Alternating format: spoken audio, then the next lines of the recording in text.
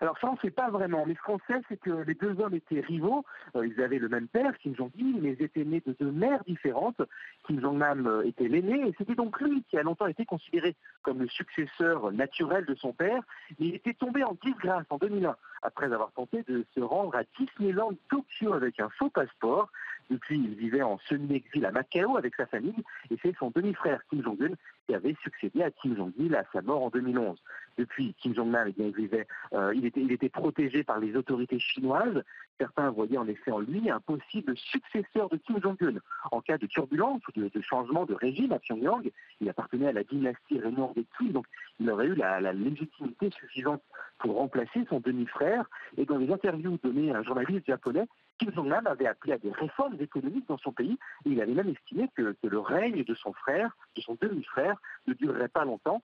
Et puis, il semble qu'il a été tué. Il a été tué, c'est confirmé lundi matin à l'aéroport de Kuala Lumpur.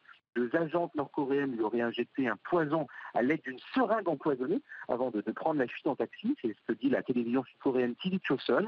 Si cet assassinat est confirmé, ce serait le signe que le leader suprême, Kim Jong-un, continue de se débarrasser des membres de sa famille qu'il juge dangereux pour son pouvoir.